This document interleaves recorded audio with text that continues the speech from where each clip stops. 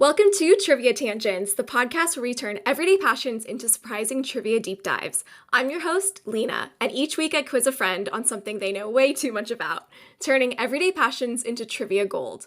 We all know that on trivia night, the bigger the team, the better you'll play. That's why I bring the team together here on Trivia Tangents. Today's guest is the podcast Girls That Excel, who's here to talk about Oregon wines. So get ready for some fun facts you'll definitely want for your next trivia night. Yay! Hello! Hi, Elyssa. Hi, Emily. Welcome to Trivia Tangents. I'm so excited. I whooped Alyssa's ass on trivia last time, so I'm excited to do a rematch. I actually studied up before this so that I'd be ready to beat Emily. I did not study. Man. I didn't study. I was like, wait, I have to because I used to work in wine, so I was like, I need to double check that I know what I remember is correct. So I looked everything up and I was like, okay, this should be what she's asking me. Oh my God. Watch out. I'm coming for you. This would be the one topic Elyssa does school me in, is I love wine. I know a lot about wine, but I don't know a lot about Oregon wine, so. Okay. We complement each other well. We're good tasting buddies. I love that. I love the good, healthy competition here. I have 3 really good trivia questions for you. I have a good feeling, at least one of you guys will get it right. And I'm so excited to have you on the podcast today. I know Girls That Excel through Elyssa. Elyssa and I went to high school together, and we were also in cheer together. Mm-hmm. And, we've kept in touch over the years, and I was lucky enough to be a guest on their podcast where we discussed coffee in the workplace, I believe. Yes, the psychology of the office coffee pot. Yes, so that was really fun. So I'll link it down below. And then we have you guys back here on my podcast today, and I'm so excited to talk about Oregon wines. And the reason we chose Oregon wines is because both Elyssa and Emily live in Oregon, Portland, Oregon, correct? Yes. Well, kind of. I'm a little on the border. I'm now in Vancouver, but I lived in Portland for the last, 4-something years, and you know, love Portland. Close enough. I'll be moving back in December for sure. Thank God. Vancouver doesn't feel like it's that far away, but it's really far away. And I don't know. I am enjoying my Vancouver summer so far, so we'll see. And just to be clear, you mean Vancouver in Oregon, right? The one Washington. Washington, the one along the river, right? Yes. Okay, got it. Just to clarify, because that was confusing for me before I became familiar with Portland. I have a connection to Oregon as well. My cousins, my auntie, my uncle, and my grandparents live up in Portland. So I was actually literally just there 2 days ago for cousin's graduation. So it's that time of year. Yeah, that time of year, lots of sitting and graduations. But the weather was so nice, so beautiful. This time of year. Yeah, this time of year. We also had that heat wave, so it was so nice, and everybody was like, "Let's buy a paddle board," and so I bought a paddle board. Oh, Yes, so it's that time of year. Yeah, I love that. Yeah, today we are really excited to talk about wine. I'm excited to quiz you guys and to, kind of set the vibe. And drink wine. Yes, Elyssa suggested we all go get ourselves a glass of wine, so why don't we share what we're drinking? Okay. Absolutely. I am drinking a Pinot Noir. This is called a Shindig from Left Coast Estate. It's got a cute little label out of a Zena run glass. I didn't do the run, but I got the wine glass, and that's all I care about. I love that. So I have 2 bottles of wine with me. I'll probably only drink one of them. One's an honorable mention. So first, I'm going to start off with a wine that I'm actually a member of them. Raptor Ridge brought the Fancy. Yeah, there we go. Raptor Ridge. It's a Pinot Noir from 2022. So this in the Yama Hill, Carlton area. Yeah, it's known for the seabeds and one of the warmer sites within the area. And it produces these purple and black fruits. And it has a lot of earthy tone. So that's the Pinot Noir. Love Raptor Ridge. And then the other one, it does not have a label because my boss made it. I was about to say, it looks Are homemade. we gonna rate it, or where are we at? Yeah, so this is a Chardonnay, but he gave me 4 bottles of wine the last time I saw him. 2 Chardonnays and 2 Pinot Noirs, and since he makes his own wine, he's able to get really expensive grapes and make, because it's a smaller batch, it's not as pricey when you're just doing, a couple of barrels. So he has some of the best grapes you can source within the Pacific Northwest area. Yeah. And I don't remember where those grapes were from, but it's a really good Chardonnay. I have a question about your Chardonnay. Did he age it in oak or in stainless steel? He aged it in stainless steel. Okay. Whoa. That's the good Chardonnays. He ages his red wine in oak, I believe. Okay. Yeah. That's pretty standard. Cool. Wow. And so here is the color. Ooh. It looks more like less green. yellow, but more green. Maybe that's just your lighting. No, it's kind of green. It's yellowy green. Might also just be the reflection, but it is very tasty. Yay. That's amazing. That's cool. I love that your boss makes wine and gives it to you. That sounds like an amazing relationship. I love free wine. Perfect. It tastes better when it's free. I went to his house and he showed me his wine room, and he has just like so much wine. Like, it's crazy.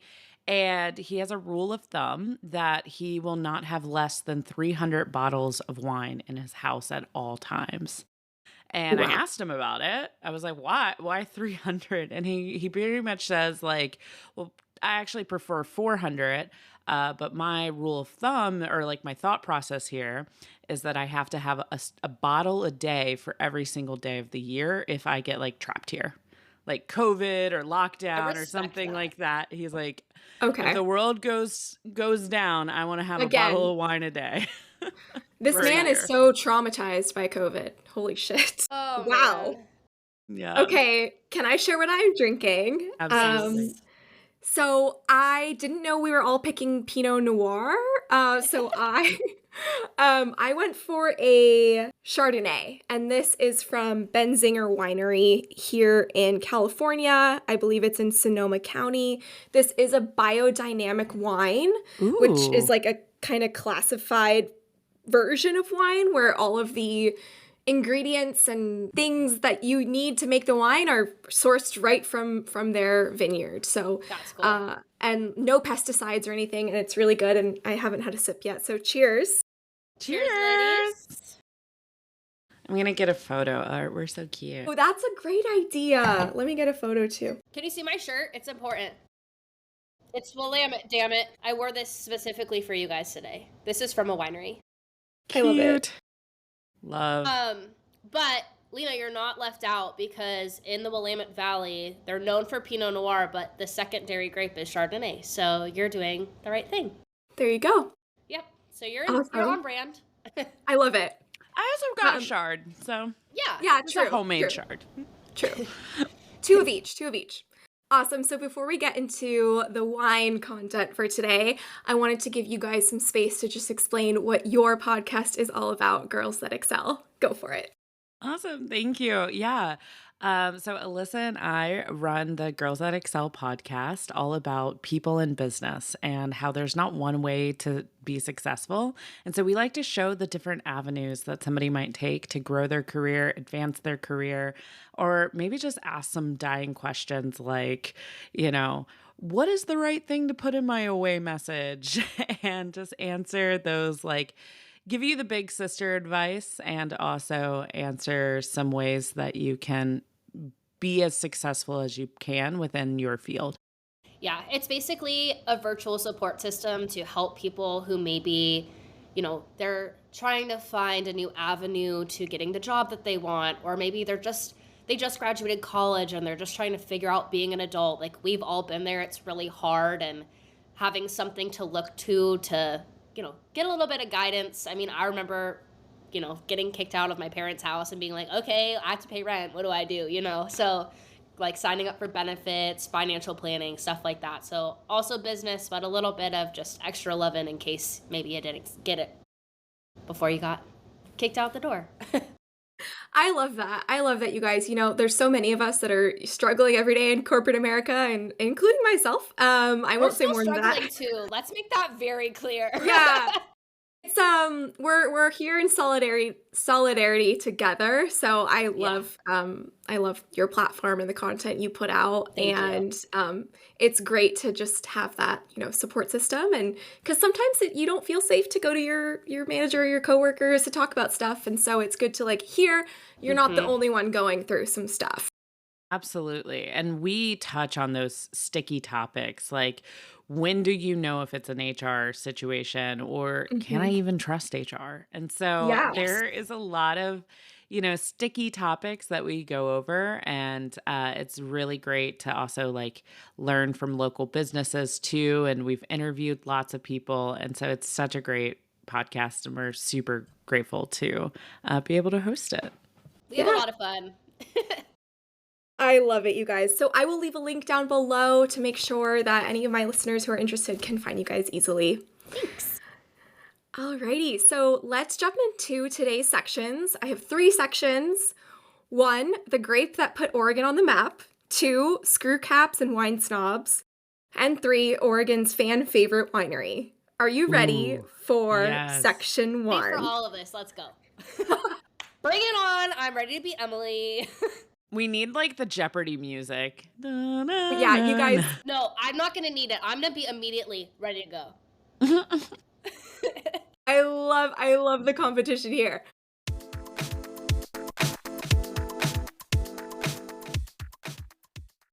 Okay, section 1, the grape that put Oregon on the map.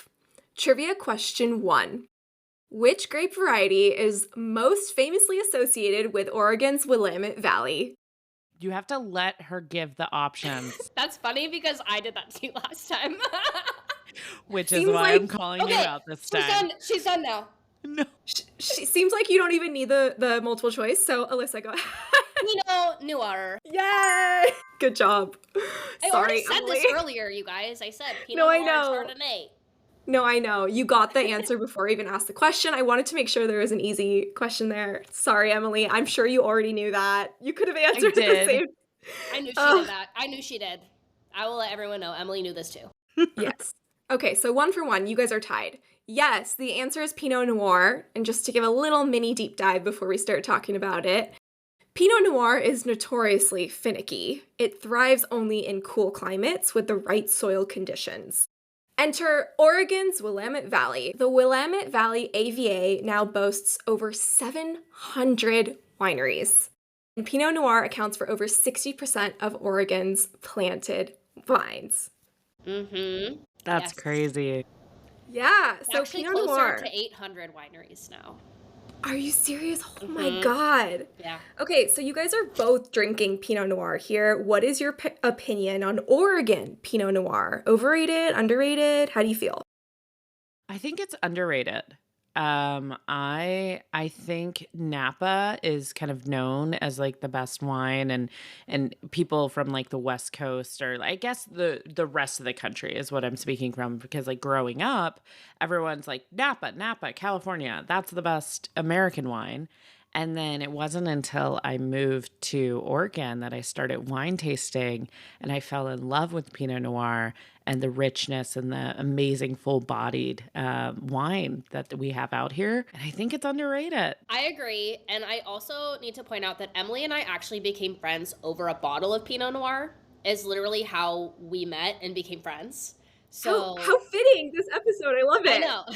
Like, I literally walked in somewhere and you don't show up empty-handed, so I brought a little bottle of Pinot Noir with me, and I was like, who wants to drink this with me? And Emily was like, I do. And that's how we became friends. So I do think that it's really underrated. I mean, being from California, I've never actually wine tasted in Napa, because working in the wine industry in Oregon, like, everyone that would come in and talk to me about wine tasting from all over always said that, you know, it was really expensive. It's a totally different experience in Oregon. The wines are just really expensive. And like Oregon was just equivalent, if not way better, because you're getting really high quality wine with like less like poshness, I guess, and like all of that, you have to be this way kind of thing. So I've still never wine tasted in California. It's not something that I'm like dying to do. I'd rather just go drink wine in Oregon, where I know it's going to be really good.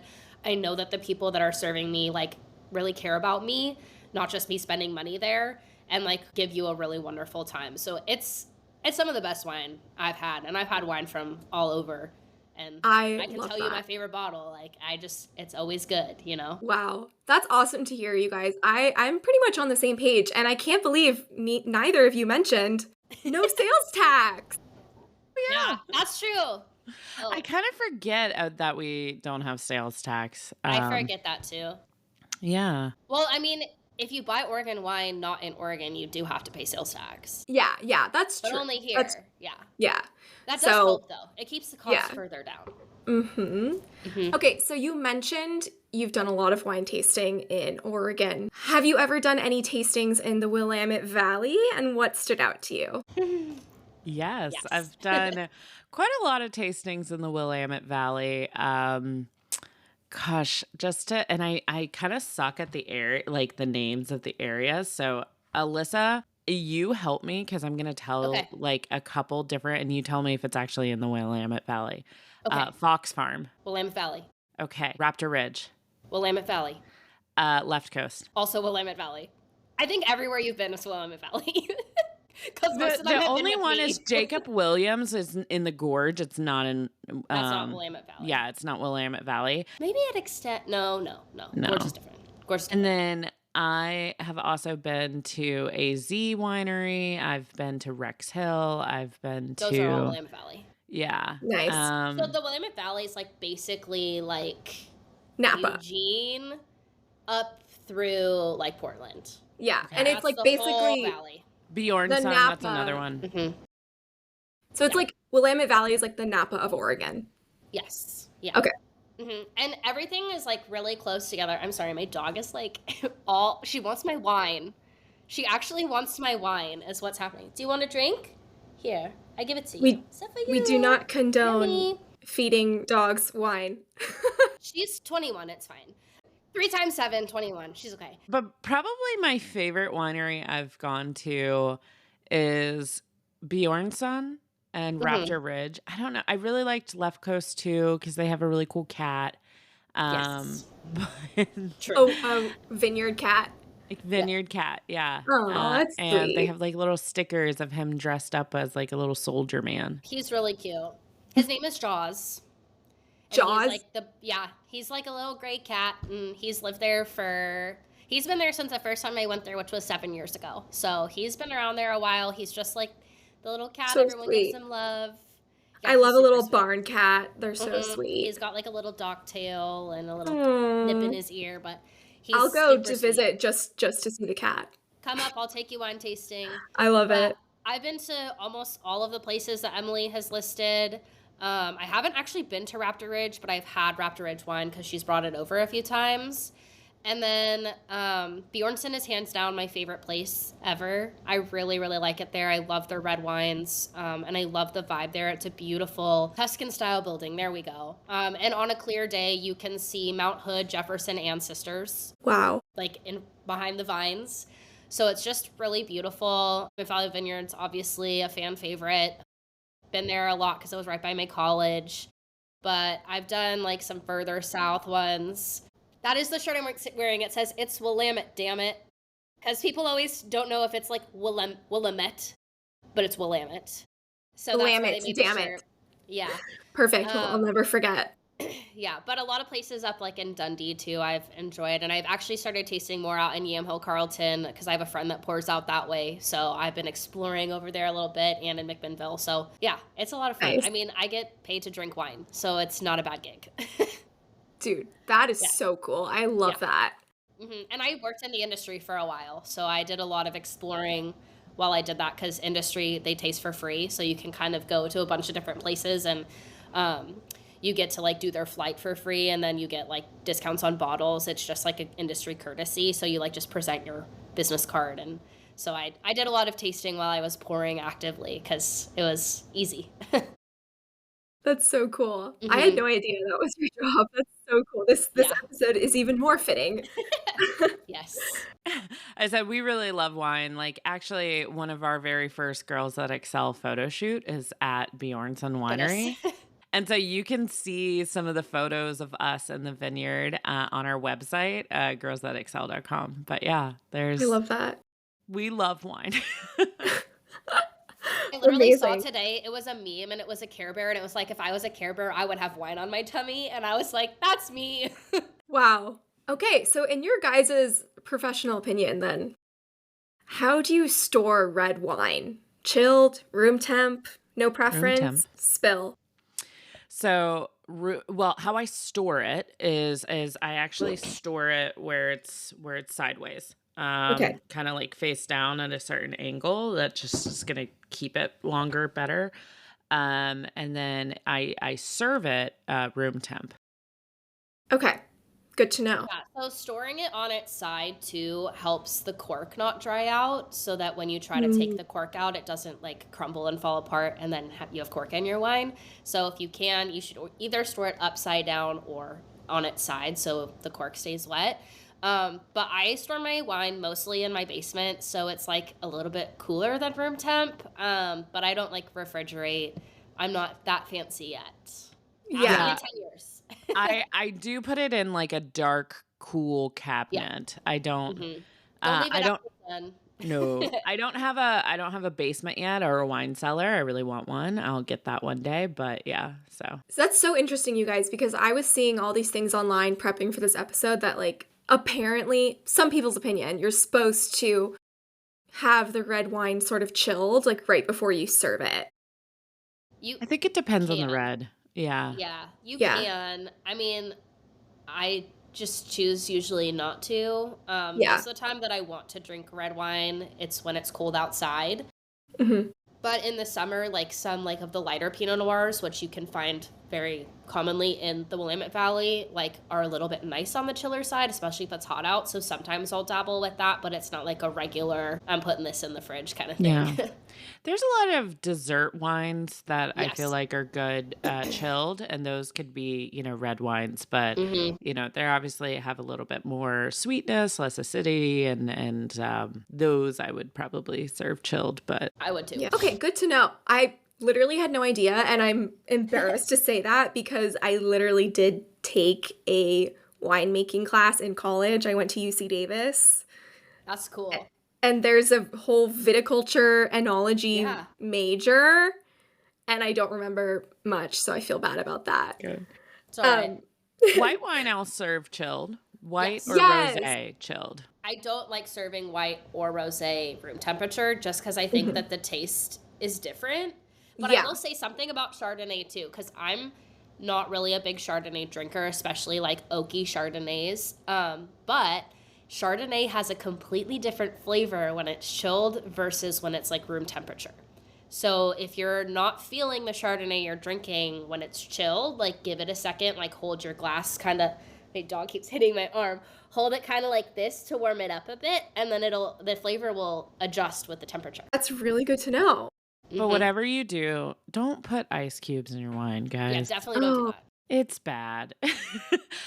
One thing my mom does, which is pretty cool, and I think it's a good alternative to ice cubes, is she freezes grapes and she puts the grapes in her wine. And so I that love that. way it will it doesn't like dilute the flavor with the water from the ice cubes. And when it melts, she goes, and I have a snack. I love my snack. I love that. I love that. I love it. It's like, don't drink on an empty stomach. I'm not. There's a grape in here. Yeah, I have snacks. It's okay. Yeah. I have cheese. I have wine. I'm good to go. I love it. Okay, last question for this section. This one is directed at Elyssa, because she went to Willamette University. So Elyssa, did going to Willamette University give you any wine snob street cred? No, my parents have always liked wine. Okay. The first bottle of wine that I really liked, this is so on brand for me, was like a $200 bottle of Camus. Emily, I thought that would get you. My dad got it from like work and we had it like for Thanksgiving or Christmas or something. And I was like, wow, this is like really good. And my dad was like, of course you like the $200 to $250 bottle of wine. Like that's so on brand for you. So after that, I turned 21 and my parents came up and my first winery was actually at Left Coast. Nice. And I just started wine tasting around, but it honestly had like nothing to do like with Willamette. Like they don't have a viticultural program there, but there's a lot of wineries around, so it's very easy to access. So like when I got to be 21, some of my friends started like pouring at Willamette Valley Vineyards. And so like Friday afternoons after class, we would go over there and like hang out with them and like just stand at their bar area and do our tasting. We'd join their club so we could get free tastings, and we would do the tastings with them as our Friday night pregame, and then we would go out. I love that. Yeah. Awesome. Okay, I have a bonus question for you guys for this section, and I'll let Emily answer first because she didn't get to answer the first question. Fine, I guess. Someone's on my side. For now. Okay, bonus question. Oregon joined the United States in 1859, but what number state was it to enter the Union? 1859. You like history. I feel like you should know this. I feel like I should too. I don't know, the 38th state? That's so close. It's within the 30s. It's within the 30s. Isn't it 37? No. 35. Down. 34. 32. You guys missed it. 33. Yes! At 33. Dang. Yes. After we eliminated all of them. Hey, I got us mostly there. Yes, you did. Good job. Yes, you did. did. This is how you excel. You collaborate. Mm-hmm. Yeah, so in 1859, Oregon became the 33rd U.S. state. There you go. Okay, let's move on to section 2, which I'm calling Screw Caps and Wine Snobs. Oregon shakes things up.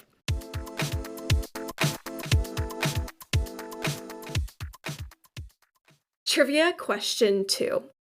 I'm ready. Yeah, Elyssa. Okay. I'll wait. Trivia question 2. Which Oregon winery was the first in the U.S. to win a major international award with a screw cap / canned wine for Pinot Noir? Well, I know this, but you can say the choices. We'll see. I have an inkling. Oh my god! Mm-hmm. Keep going. Okay, the multiple choice here. A, King Estate Winery. B, Stoller Family Estate. C, Argyle Winery. Or D, Sokol Blosser Winery. It's Stoller. Emily, you agree? I was going to say Stoller. Yeah. You guys, I wasn't expecting you to actually, get this. it was not underneath the Stoller brand. It was as Acrobat. Are you serious? I didn't know that. Yeah, because Well, I used to do their cans. Oh my god! You guys, okay, yeah, I was confused because their Stoller Swing Pinot Noir won Best of Show red wine in 2024, and then they also won Pinot Noir in 2021 at the International Canned Wine Competition, but in 2021, it wasn't clear, like, what name it was under. Yeah, so I feel like we're gonna end up talking about this, so I'll say it later.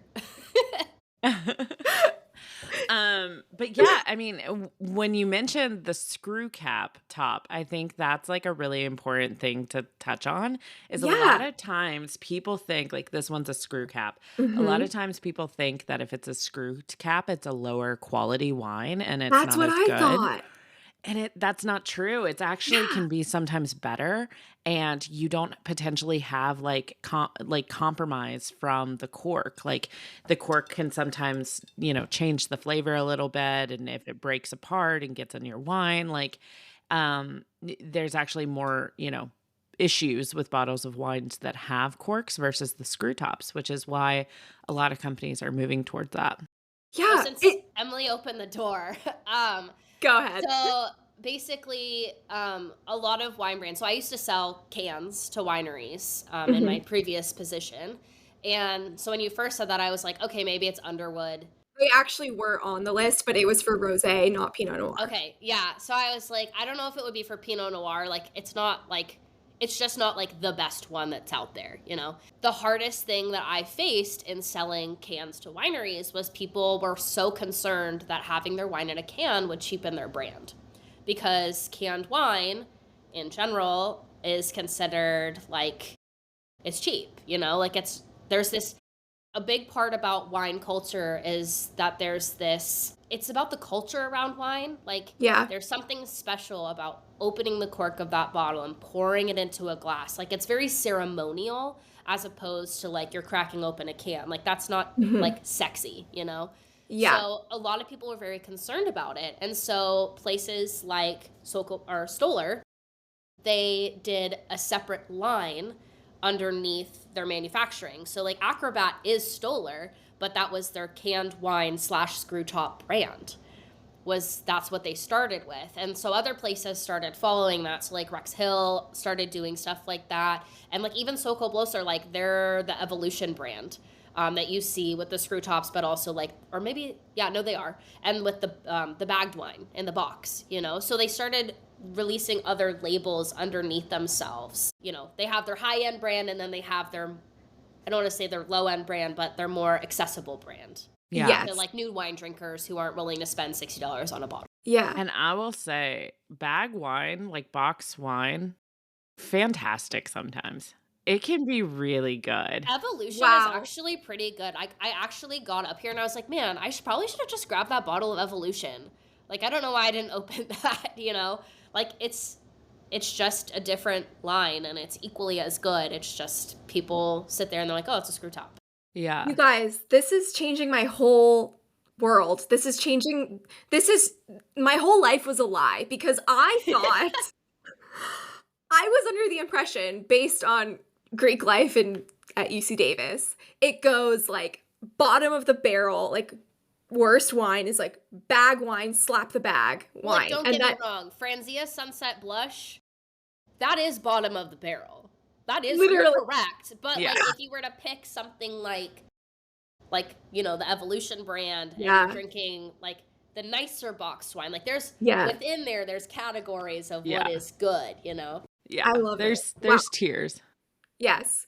That is so good to know, you guys. I had no idea you, like, literally, I knew you guys knew about wine, but I didn't know the depth of how much Yeah. you guys knew about wine. Like, this is so cool. I'm learning so much. Yeah, there's a lot of misconceptions out there, especially when it comes to like pricing wine. Yeah. And people think that like you're going to get the best quality bottle of wine if it has like a really expensive price tag.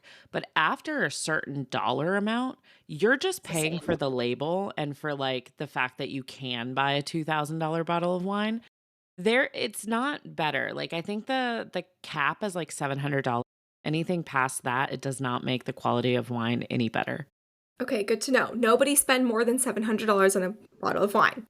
You can find amazing, phenomenal bottles of wine for like $40 to $60. Yeah, perfect. And I know you mentioned about the screw top kind of maybe diminishing the perceived value of the wine. I wanted to touch on that because this past weekend, when I was in Oregon, my grandma and I shared a bottle of wine, and I was surprised that she chose something from the bar. This fancy restaurant, she chose a bottle of wine that was a screw cap. I didn't say anything because I didn't want to be offensive, but it was really fucking good. And all of this makes sense now. What was it? I don't remember, but Darn. I was in Cannon Beach in Oregon, so it was like coastal. But it was a Chardonnay, of course. That's what my grandma's go-to. It was so good, and like this just goes to show, like, Stoller Family Estate, they really led what am I trying to say? Here, yeah. Yes. They're changing the perception or that people have or thought they've always known about wine. Mm-hmm. Yes. Yeah, so I have a little mini deep dive about Stoller Family Estate. Maybe you guys already covered this, but I just want to say it just in case. So Stoller Family Estate is in the Dundee Hills, and it was one of the first wineries in Oregon and the US to fully commit to screw caps or cans for all their wines, even the fancy ones. They have won multiple international awards, including the ICWC International Canned Wine Competition, proving that quality has nothing to do with the closure type on the bottle or can. And like Emily said, screw caps actually preserve freshness, reduce oxidation, and eliminate the cork taint. And the ICWC Best of Show is judged globally, and Stoller's win proves that high-quality Pinot Noir does not need a cork. And then, like we said, just to wrap it up here, Stoller's success showcases how modern screw caps or can closures can preserve freshness and flavor, especially important for Oregon's delicate Pinot Noir. I will say the one downside of cans is you can't actually age your wine, so it has to be a ready-to-drink wine. Because if you leave wine in the can for too long, it starts to like degrade the can because wine's very acidic. So yeah. That is the one downside. And the one downside of a screw cap top is that you don't get to collect the cork. That's the only downside. Yeah. Well, Emily, do you remember when we went camping last year and I brought a bottle of wine and forgot a bottle opener? And so we're like running around to all the different campsites being like, hello, do you have a bottle opener that we can borrow? Because we didn't have one. And that's not a problem when it's a screw top. That is true. I actually have gotten to a point where, because I like to have bonfires on the coast and stuff. Oh, I and love that. Of course, you need a bottle of wine for that. So I actually keep a screw, wine opener in my car now. I love that. I usually have one in my your purse, keychain. No, I do like the full-fledged wine opener, like little guy. Yeah. Nice. Okay, so do you guys have an Oregon screw cap wine that is your absolute fave? I have like brands that are my fave. Like Raptor Ridge primarily does the screw cap. I really like them, and I really like Bjorn Sun. I can't recall which ones have screw caps or not. Yeah, they have a few. I really like Fox Farm wines. Yes. I actually used to pour there for a while. Really wonderful wines. Shout out David. Yeah, shout out to David, Fox Farm Wines. His stuff's always really good. And then Left Coast's White Pinot Noir has always been a screw top, and that's one of my go-to wines. I don't think this is a screw top, but I'm sure Alyssa's going to talk about it. Her one true love, which is Bjorn's son, Isabel. And it is the 2017. Yeah, yes. Good job! It's coveted. It's coveted. And like Elyssa has literally bought all the remaining cases. There are no more cases that exist in the entire world. They all exist in her basement. No, I only have a quarter of a case left. Oh my God. Maybe two or three bottles left. It's a phenomenal bottle. They're for when I get married one day. That's exciting. Yeah. Oh my gosh. And my wedding wine. I'm buying my wedding wine later this year when I go to Italy because Italian red wine is my ultimate favorite wine. I love, like, there's a specific region, and I don't even know the name of the region, but like every time I'm like, I love this wine, I'm obsessed with it, it's from that region. And so remind me to give you travel wine carriers so you can get it home safely. I was also going to ship a lot because I'm scared how many cases I'm going to buy in Italy. Wow. I have like the single bottle ones that you can like put into your like travel case. I'll need them. I'm going to be buying an absurd amount of wine in Italy. Wow. Well, I want to get you in touch with my friend Isa. Shout out Isabella. She lives in Brescia, Italy, which is near Milano, and her family makes wine. No. Okay. Isabella Beccalosi, shout out. Her family makes wine. I'll send you her Instagram so you can check it out. But that's so cool. That's so amazing. Yeah, this was my favorite bottle of wine I've like ever had. Wow. And it's an Italian wine. Is it the region? Is it Tuscany? I mean, Tuscany is known for their wine, so it might be I'll that. Figure it out for you. Okay. I'll take one for the team. Amazing. So back to screw caps here. Obviously, screw caps are more sustainable. How do you think wine culture is evolving in Oregon in regards to like screw caps versus corks? I don't know. I think You go. No, you go. The wine industry is an interesting space right now. if you look at public market trends with the wine industry, it's actually significantly declining. People our age actually are kind of the biggest culprits of this decline in the market because they're not drinking it. They're just, it's kind of an old money thing, you know, like Yeah. wine is really expensive and people our age aren't willing to spend money on wine. And not only just that, it's really cool to be sober right now.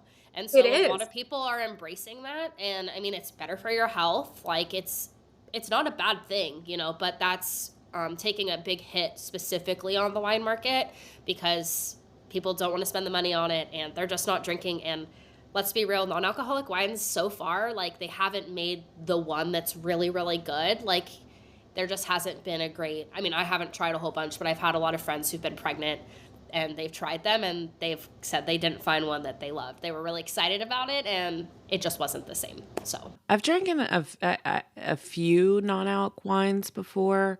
Whole Foods actually has like a fairly good selection.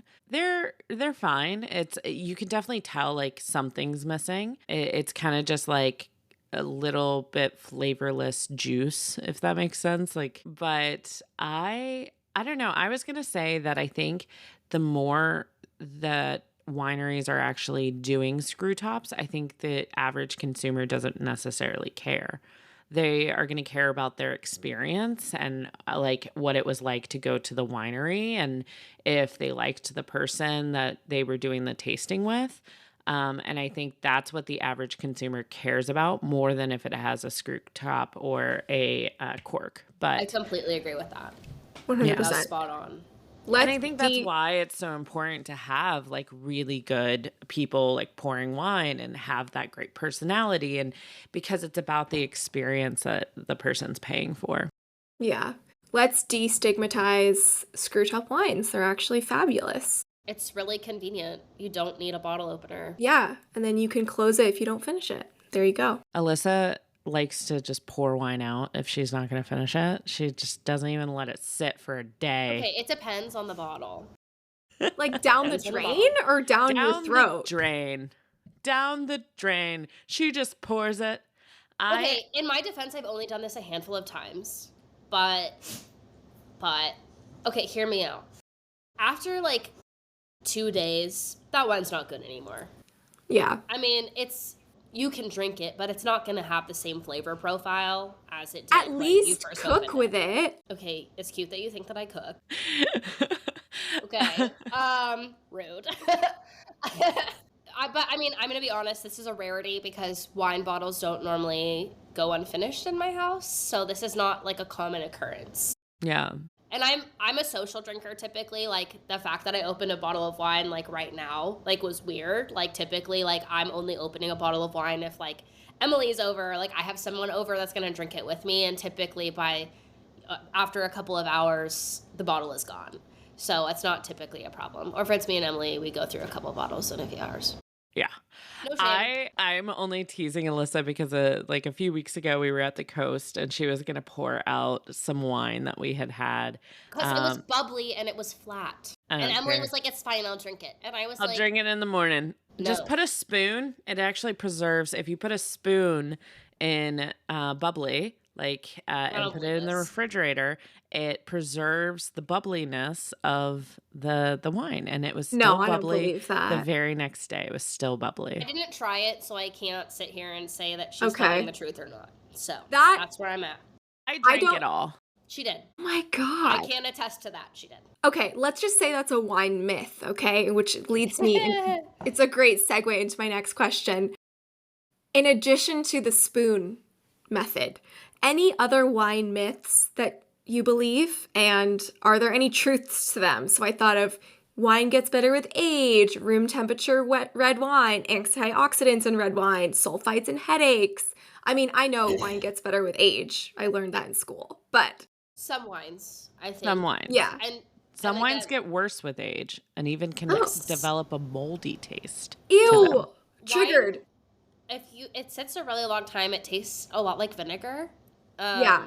So that's also part of it. You get a hangover because of the sugar. So that's why you're getting a hangover, is because wine has a because it's literally made from fruit. It has a very high sugar content, and that's typically why you have a hangover.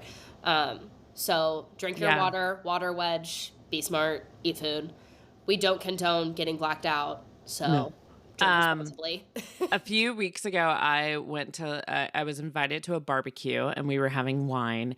And I did that thing when, I don't know if you guys will relate to this, but when you're like hanging out with a new group of people and like there's a bunch of food, like you're going to be like really like delicate, like only eat a little bit. Like you're not trying to be like rude and like, You're not trying eat to a look lot. like you eat it all. Yeah. So I like didn't eat enough, and then we were drinking a lot of wine because one of the host of the party actually pours at a winery, and so we were just drinking a lot of wine. And the next day, I was wine hungover, and like wine hangover is totally different than anything else. Like I can have just a couple glasses of wine and end up with a horrible hangover. And if I had the same glasses of, let's just say like a vodka soda, I would have been totally fine the next day. What? So yeah. It's because of the sugar. Ugh, It's the sugar. Sugar is my, what's it called? My greatest enemy and my biggest love. Yeah. Yes. Yeah. Same. Which is why during the summer months, I actually switched to things like High Noon or Loverboy because it has no sugar. And if I'm going to be out in the sun and in the river and I'm drinking more in the summertime, I would much rather have something that's not going to give me a hangover the next day. So wine, I primarily drink in the fall, winter, and spring months. Mm-hmm. I drink wine all year round. Because it's your job, Elyssa.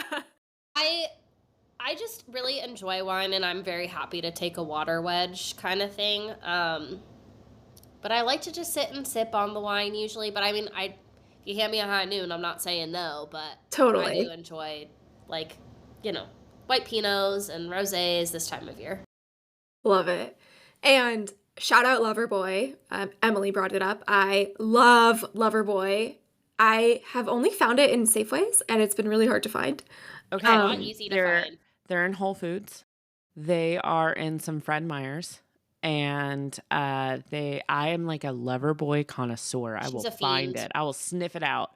I love Loverboy. The only thing is High Noon has recently come out with teas, and they are giving Loverboy a run for their money. Their tea is actually a little bit better than Loverboy. And I hate to say that because I am the biggest Kyle Cook fan, and Amanda Batula. Like, I love them so much, but yeah. We dressed up as Kyle for her birthday 2 years ago. I had a Loverboy birthday. Year. Whoa. That's dedication. Loverboy, please sponsor Girls That Excel because they're huge fans. He really huge fans for us. I love that. It was turning 30, so it was a 30 should be fun party. So. Mm-hmm. Okay, before we move on, Elyssa, you mentioned water wedge. I'm assuming that just means drinking water in between taking a break and like drinking a glass of water. Yeah. I had never heard that term before. Or like some sort of like NA thing. Like honestly, I love NA drinks. Like the NA beers are really good. Like hand me a Heineken Zero, like I'm into it. There's a lot of like hop waters out there, like CBD drinks. So like something that's non-alcoholic, like that's really what's going to help you thrive. If you have one of those in between your glasses of wine. Okay, good to know. Mela. I love love Mela. Yeah, I love Mela. Yeah. I love like anything with like a lot of electrolytes and things like that because you're obviously dehydrating yourself. And so if you flip it and start hydrating yourself and get a little bit of electrolytes, a little bit of salt in there, then it'll help you. Have you seen those party patches that it's like literally like a sticker that you put on? It's like a patch that has vitamins in it, and it like is supposed to like infuse through your skin and like give you vitamins like throughout the time, so like it decreases your hangover. Mm-hmm. Yes, I've and seen then those these things called blowfish. Apparently, they're like little packets, and that you can take it and prevent a hangover. I love that. I haven't tried them. I've worn a party patch when I was hungover, and I want to say it helped, but who knows? You know what I did one time? I don't recommend this at all, but it was delicious. I mixed liquid IV into, I think, a fifth of vodka and, put Oh, some juice in there too. It was a crazy party. Stuff happened that I regret. But it that's was like making a delicious. All in there. Borg. Or what is that college thing called? A Borg? Jungle Borg? juice. Jungle No, juice. no. Faderade. It was like No. Gatorade and vodka. We made Faderade. Yeah, no, this is like you take like a gallon of water and then you pour half of it out and then you pour a crap ton of alcohol and a bunch of other stuff and then you make it like a Borg, I think is what it's called. Sounds like jungle Um, juice, but in a gallon yeah, container. it's Wow. crazy. It's Wow. crazy. Kids these days. Yeah, so Couldn't be me. drink responsibly, you guys. Yes, Drink please drink responsibly. responsibly. That is the most Yes. important thing, especially when you're drinking wine. Like, if you're going out and doing wine tastings, someone should be DDing you. There should be someone taking a break at each winery, drinking the water, or better yet, hire the taxi service that, takes you on the tour and takes you to each location, because Ubers are cheaper than a DUI. Remember that. Speaking of wineries, let's make our way into section 3, Oregon's fan favorite winery.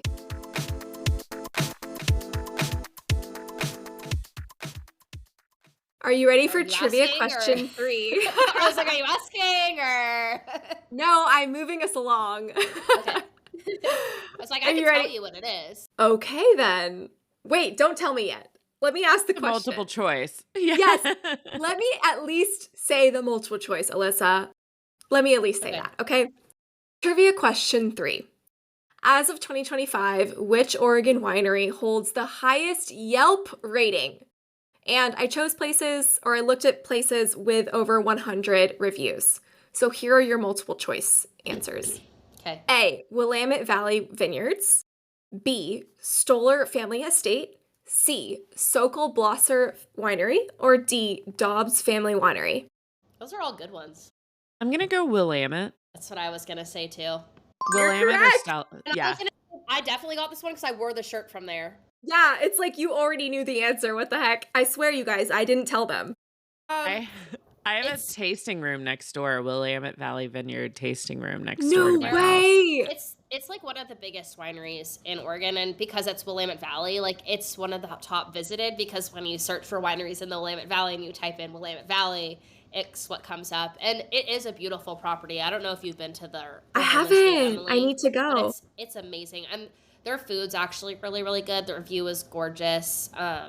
They do like the little bubble pods during the winter, so you can sit outside but be warm. Nice. Which I finally got to go do this year, which was really cool. Oh my god. Yeah, but I was a member there for a while. It was a good time. There, Wow. yeah, no, right next door on the Vancouver waterfront, they have a tasting room and they have a stunning view of the water and they have really great food and they have outdoor, indoor seating. It's really nice. So that's right there. And then Mary Hill is right underneath. Wow. Amazing. According to Yelp, Willamette Valley Vineyards had a 4.6 out of 5 rating on Yelp. So all of the shocked. others are very close behind. But Also, not again, shocked. yeah, they're taking the lead here. And like Elyssa and Emily were saying, it's not just highly rated, it's iconic. Sounds like they have great views. I need to visit. I'll take you. Yes, please. I would love to go. So I need to book another trip to Portland for this year. I heard you crack that screw top. Ooh! I heard it. I was like, this is how you. It's like, when you're like calling a witch or a ghost or a spirit. You just need to crack What? the wine bottle open for me. That's how you summon me. Pop a cork. So How I the come to anything. the wine, I only had like about a glass left. So it was right there, guys. It's hard not to open it. My I bought gosh. a little teeny glass too. Is that your Okay. first glass, Elyssa? Yeah, because I left the bottle downstairs. Oh, I'm this already is almost really good. finished.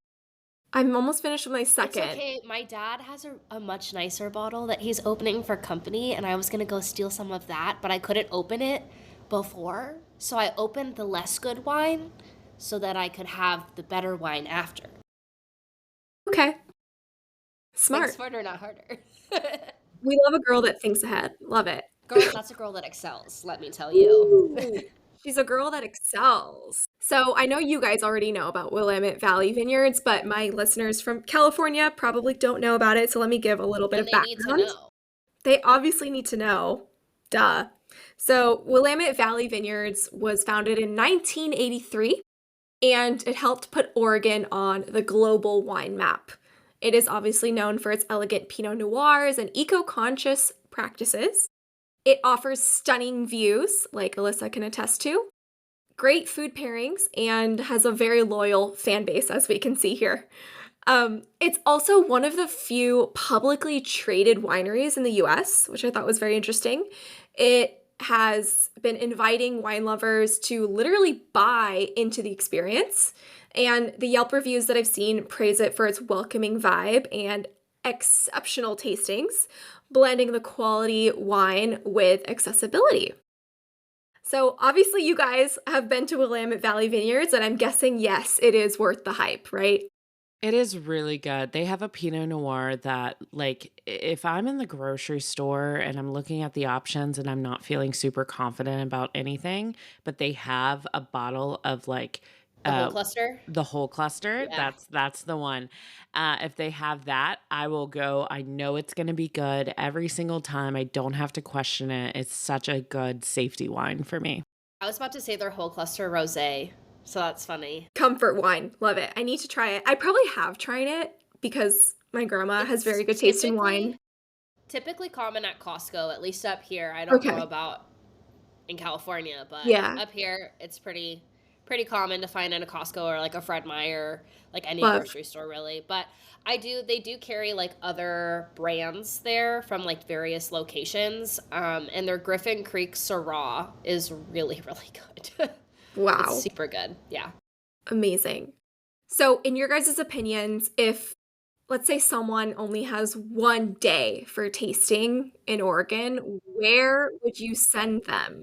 I'll let Emily go first because I already have my answer ready. Okay, so you're obviously when I go down to like, you know, Dundee area, that kind of, because you could really easily wine hop there. They're Yes. all next door to each other, so you can even, some are even in walking distance. You can go to Argyle and taste the amazing bubblies they have, and then walk right next door, go to Fox Farm, get some amazing wine there, and then walk just down the street. You got to have a bite to eat. So there is a market there. What's the name of that market again? Red Hills Market. Yeah.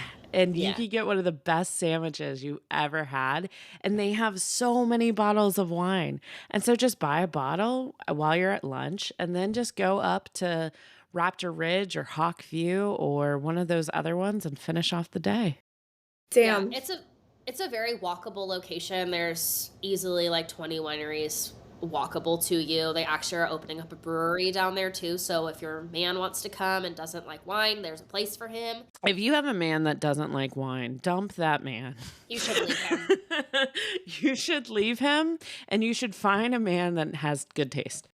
Yes. But just in case you don't want a divorce or whatever, that's an option for you. But yeah, Dundee is great, especially right there on 99. There's so many options. Personally, like I love Dundee. I used to pour in Dundee, have some fan favorites in Dundee, but I really, really love Bjornson. It is what I call my home base. Anytime I have someone visiting, that's one of the places that I take them. And I also take them to Left Coast because Left Coast does wood-fired pizzas with whatever is fresh in season from their property. And it's also a winery run fully on solar. So it's very eco-friendly. And I've been a member there for 7 years, and I've been a member at Bjornson for 4 years. So those are like Wow. my favorite places to take people just because both of their properties are lovely. Their wines are fantastic. The people that work there are even more amazing. So it's just really fun. So those are two. And then another one that I really like, I've only been to once because it's a little bit out there and you can't bring like larger groups. They don't accept groups larger than 6 because they want like a more intimate wine setting. It's called Andante, and they are really lovely. Like they sit down and talk to you like at your table, stuff like that. And they're all very close together. So like you can kind of go to all of them. I mean, honestly, everything in the Willamette Valley is close together. Like you can pick like any random place, and it's easy to get to like 6 wineries. So kind of wherever you go, you'll find something that you like. Yeah, Wow. and not only the wineries, you can stop into a couple little like farmer market shops and you get some local produce from the farmers in the area. It's such a great spot. Yeah, there's also this really cool winery called Lady Hill. The guy that opened it had like 4 or 5 daughters, and so he named it like Lady Hill. But it's like a cute little farm and whatever, and their reds are really good. They have really lovely like Syrah and Cab Sav, but they also are right in Aurora, so you can like go spend the afternoon antiquing and go have like a nice lunch at like Filbert's Farmhouse Kitchen, which is just like really fresh food. So it's kind of like the perfect afternoon. Wow. I will also always take a Syrah over a Pinot Noir every day. I love Pinot Noir. It's one of my all-time favorites, but a Syrah just has my heart. And I love a Syrah blend too. Like if it's a Pinot Syrah blend, best of Wow. both worlds. Yeah. Wow, you guys should be like travel agents on We the should. side. We Because We seriously, should just change our podcast, and instead of Girls That Excel, it's called Girls That Wine. ooh, Where do you want to get some wine? And then we can whine too about things that annoy yes. us. We could go record at every different winery. Oh my gosh, hear me out. Girls That Wine with Wine. Ooh, that's a great name. All right, I guess we're starting a second podcast. I guess so. So you guys know so much about wineries. It seems like you have tried probably every single one in Willamette Valley, No. but No okay. way. Right, 'cause we There's mentioned 700 to 800, remember? yes, we mentioned that in the beginning, 700 to 800. So I guess, if you're on your way to try a new winery, do you check online ratings? Does it Yes. sway your plans? What platform do you use? Yelp, Belly, something else? Is there like a wine app? I don't know. Tell me. I feel like our answers are going to be They're different. going to be very different, so you can go. So if I'm looking for a new winery, or like a place, if I'm going to go to wine tasting, atmosphere is the first thing I'm looking at. I want to Vibe, see, yes. does it have a view? Is it going to be cute to put on my Pinterest? Even if the wine's garbage, I don't know this at that point, but like that's what I'm looking for first. Yeah. Is like, is it pretty? And then I'm looking for, do they have snacks? I love a charcuterie board. I love a little accoutrements that you can have with your wine. And so I always look for like snacks. And then I obviously check the reviews. I actually am a huge Yelper. I think Yelp is really great. And I turn to TikTok a lot of times too. Ooh. If there's a specific winery that I'm interested in, type in TikTok, kind of see, oh, this is kind of what they're saying. You can see the vibe a lot better by using TikTok as like a little search engine of like, is this restaurant going to be good? Is this winery going to be good? So that's kind of how I, in some of the platforms I use, but I definitely look for atmosphere. I look for diversity in wine, and I look for snacks. Snacks. I do zero research. Oh, you're going blind. Actually, no, I don't go in blind, but I actually more go off of like word of mouth, because my thought is if people are like talking about it and they're recommending it, it's probably a good place. So that's typically what I will do. Especially when I was like in industry, I was going to places with people that they were like, you should go here, or someone else was saying to go to, because it's kind of vetted already. But otherwise, I'd probably be looking at reviews online, but it just kind of depends.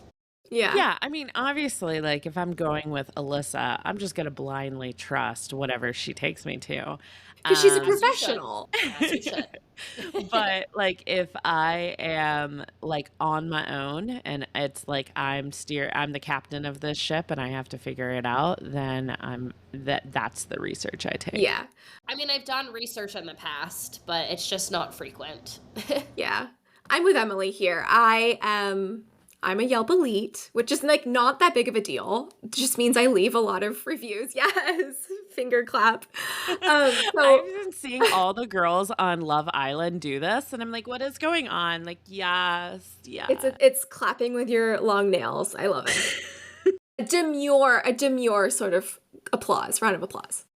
But yes, I go to Yelp first. I trust the people who post on Yelp because it's usually people like me, some more snobby than me, but that's okay. And then yes, I also look for a view. I love your idea, Emily, of going on TikTok. I feel like the video encapsulates more of the vibe and you can understand it better. That's what I definitely need to go see a place online before I commit to driving over there. Lastly, I also like to check out their website because if they have like a nice put together website, like, oh, they spent money on a software engineer or some sort of UX designer, they probably have good wine. I don't know if that's right, but that's just my opinion. I'm gonna come back at that one. Okay, go for it. There's a lot of really little wineries. So the reason there's like 700 to 800 wineries out here is that there's so many because they're teeny tiny. And a lot of them do contract winemaking at different facilities. So like what Emily's boss does, making a couple of barrels, so many people do that, but they actually have a label. And they make wine and sell their wine at farmers markets or whatever. And they don't have money to hire a software engineer. And I can say that I've had some really, really good wines from teeny tiny folks. Yeah. That were better than wines that I've had at people who have lots of money to invest in a software engineer. So I would actually say that one I do argue with you on because that's so fair. Because that I don't know, like I'm all for the vibes, I'm all for checking it out, I'm all for reviews, but website, that's a no.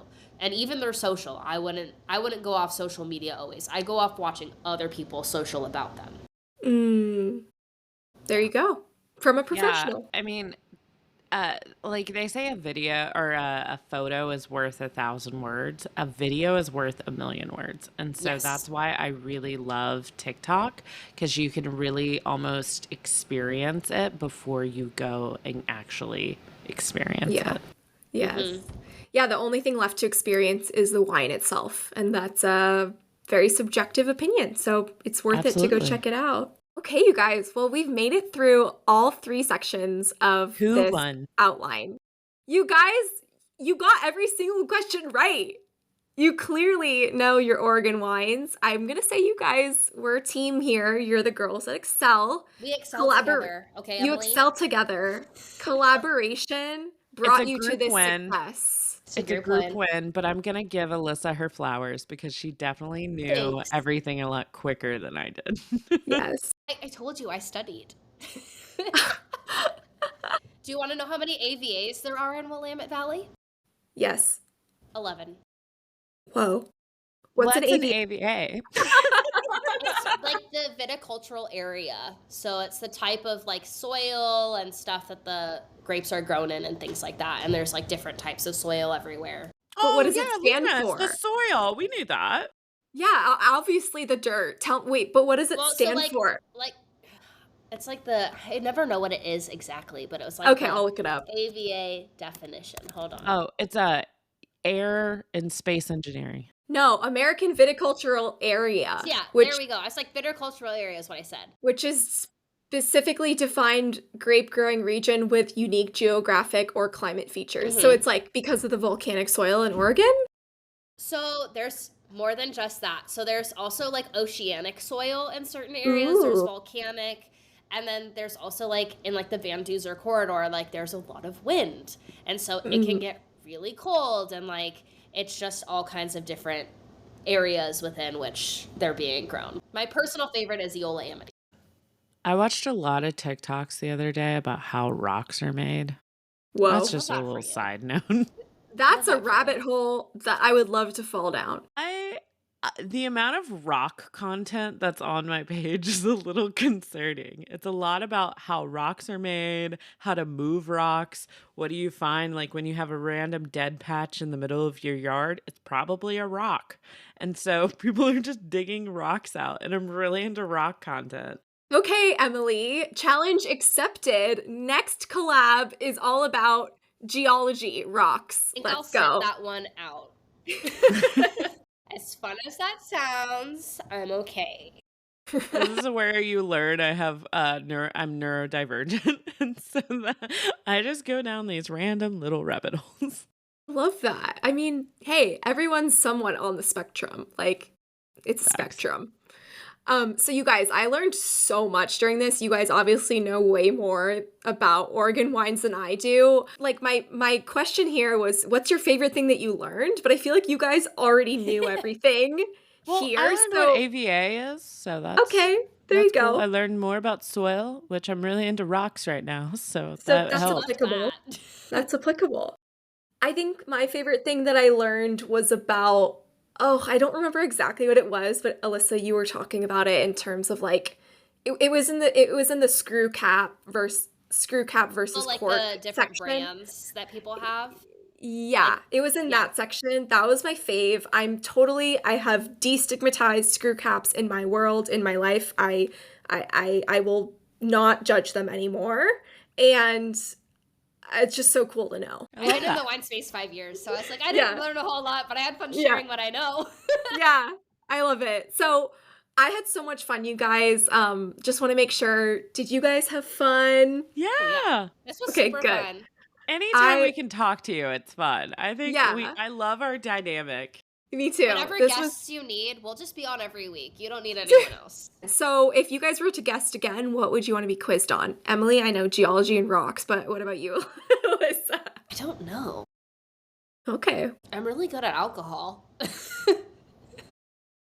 Well, regardless, I would love to have you guys back on the podcast. This was so fun. For my listeners, please go check out Girls That Excel. They're a phenomenal podcast. We don't just talk about wine, I promise. Yeah. Anything coming up for you guys that you would like to promote on this episode? We have a lot of really cool, exciting things coming up. August is actually Girls That Excel's 1-year anniversary. So we'll be going into season 2. And we have a lot of really fun things for season 2 planned. Last night, we just recorded an episode about AI in the workplace with Manisha Dewan, who is the author of a book called, oh my God, The Agile Leader. The What is it? Digital Agile Leader. Yes. Yeah, no, it was super interesting. And we did like a deep dive into like, is AI beneficial for us? Yeah, so we have a lot of really exciting things coming up. Oh, Lots I of love good that, you things. guys. So exciting.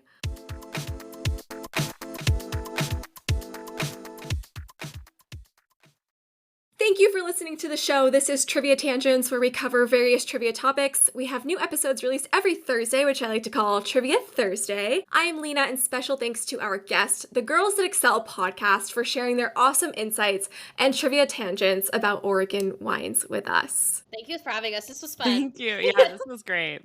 Thank you so much. Thanks for listening. And And learning. Bye.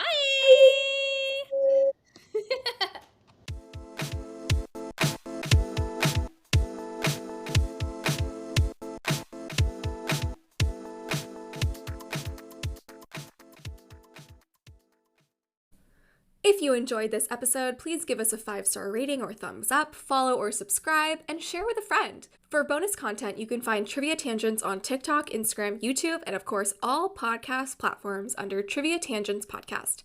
Check out our website at triviatangentspodcast.com to purchase trivia starter packs based on these episodes. Perfect for hosting your very own trivia night.